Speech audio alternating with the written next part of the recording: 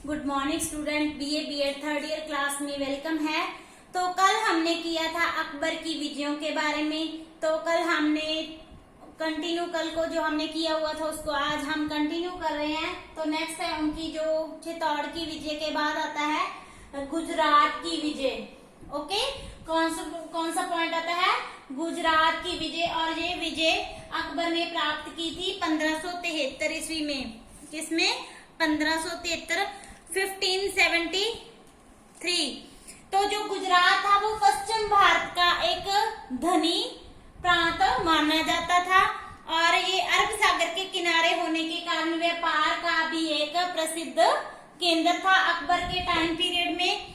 तो अकबर ने क्या किया, इस पर अधिकार करने के लिए 1572 में क्या किया, 10,000 की एक सेना भेजी थी। मिर्जा मोहम्मद अताका के अंडर इस सेना को भेजा था।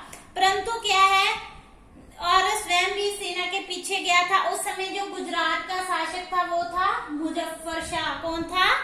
मुजफ्फर शाह उस समय शासक था। और उसने क्या किया, मिर्जा मोहम्मद अताका का बिना कोई सामना किए बिना ही मुजफ्फर शाह ने आत्मसमर्पण कर दिया। क्या किया? आत्मसमर्पण कर दिया। और उसने अकबर की, और उसके बाद अकबर ने क्या किया, जो था सारनाथ के युद्ध में इब्राहिम हुसैन मिर्जा, किसको? इब्राहिम हुसैन मिर्जा, उसको क्या किया, पराजित किया। और सूरत और भड़ौच के गवर्नर थे और उन्हें अकबर की अधीनता स्वीकार करने से इनकार कर दिया। तो 1573 कब?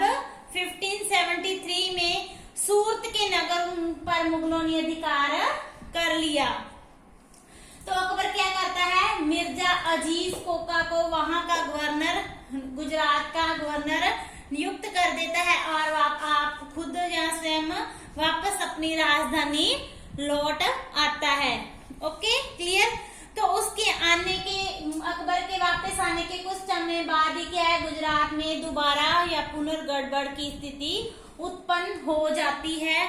तो जो वहां के मिर्जाओं ने क्या किया, गुजरात पर वो दोबारा अधिकार करने की कोशिश करते हैं। तो अकबर ये समाचार सुनकर अकबर 9 दिन के थोड़े समय के बाद, कितना? 9 दिन के थोड़े समय में ही वो अकबर अहमदाबाद पहुंचता है और इस विद्रोह को कुचल देता है और गुजरात पर मुगलों का अधिकार हो जाता है। क्लियर?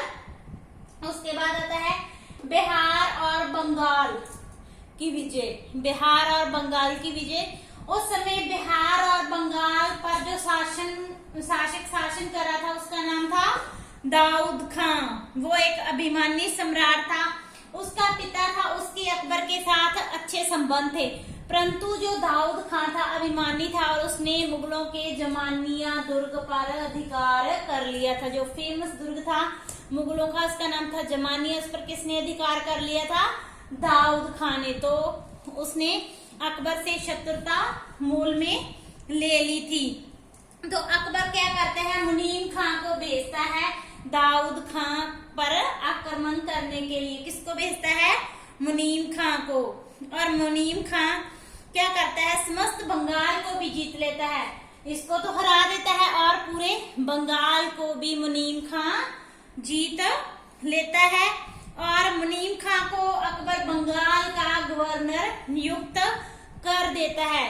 तो 1575 में क्या होता है कि मुनीम खां की मृत्यु हो जाती है। जब मुनीम खां की मृत्यु हो जाती है तो दाऊद खां दोबारा क्या करता है, बंगाल और बिहार पर अपना अधिकार कर लेता है। वो स्थिति का फायदा उठा लेता है कि मुनीम खां तो मर चुका है, तो वो क्या करता है, दोबारा स्वयं फिर अधिकार कर लेता है। जब अकबर को इसके बारे में पता चलता है तो वो खान जहां और टोडरमल, अपने 2 सेनापति खान जहां और टोडरमल, इन दोनों के अंदर विशाल सेना को भेजता है इस विद्रोह को दबाने के लिए। राजमहल के स्थान पर युद्ध होता है। दाऊद खान की फिर दोबारा हार होती है। अब उसको क्षमा करने की बजाय उसका कत्ल कर दिया जाता है और जो बंगाल और बिहार का इलाका है वो किसके अंडर आ जाता है? मुगलों के अंडर आ जाता है। उस उसके बाद नेक्स्ट आता है काबुल पर अधिकार।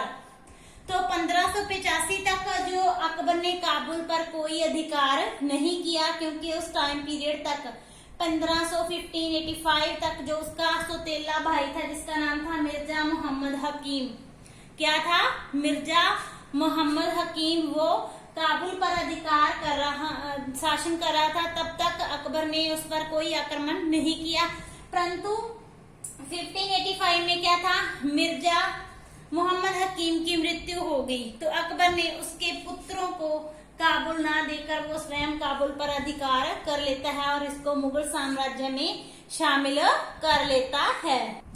तो उसकी नेक्स्ट विजय आती है अकबर की कश्मीर की विजय। ये विजय प्राप्त की थी इसने 1586 में। ओके, कश्मीर का जो शासक था उसका नाम था यूसुफ खां।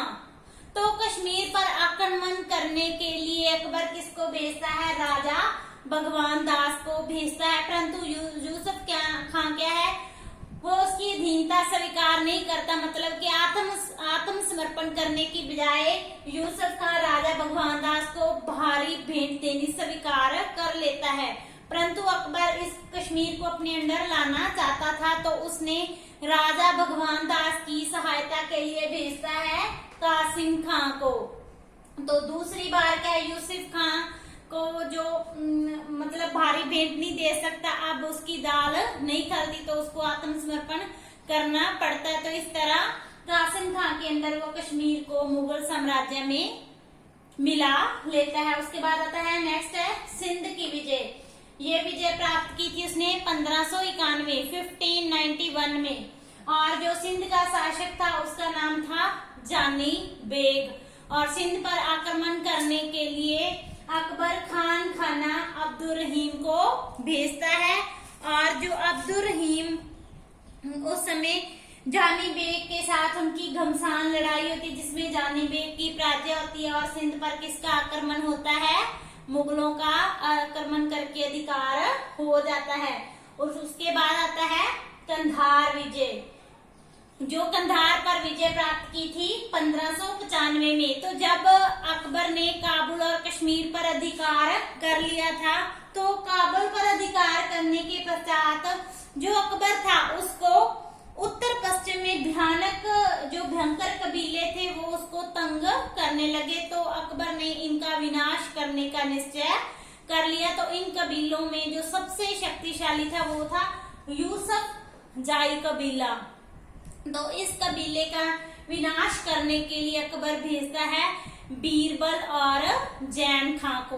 किनको भेजता है, बीरबल और जैन खां को। परंतु वो दोनों की आपस में नहीं बनती, तो उनके आपस में मतभेद होने के कारण वो इस कबीले को विनष्ट करने में या दबाने में असफल रहते हैं, और इस युद्ध में जो बीरबल है वो मारा जाता है, जिसके कारण मुगल साम्राज्य को या मुगलों को काफी हानि पहुंचती है। तो जब अकबर को इसके बारे में पता चलता है तो वो दोबारा भेजता है अपनी यूसुफ जई कबीले का नाश करने के लिए, वो भेजता है राजा मान सिंह और टोडरमल को। किसको, राजा मान सिंह और टोडरमल। और ये दोनों सेनापति इतने अच्छे थे कि वो अपने कार्य में सफल रहे और उन्होंने इस कबीले को हरा दिया। इस कबीले को पराजित करने के बाद उन्होंने दो और कबीलों को हराया था, जिनके नाम था रोशनाई तथा उज़्बेक। इन कबीलों को भी हरा दिया था। इस तरह उन्होंने कंधार की जो समस्या थी उनका हल कर दिया था। फिर जो कंधार का शासक था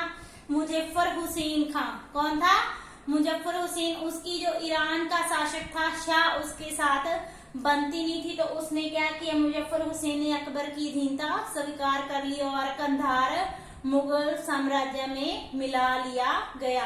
ये तो थी अकबर की उत्तर की विजय। कल हम नेक्स्ट लेक्चर में करेंगे उनकी दक्षिण नीति या अकबर की दक्षिण की विजयों के बारे में पढ़ेंगे। Thank you.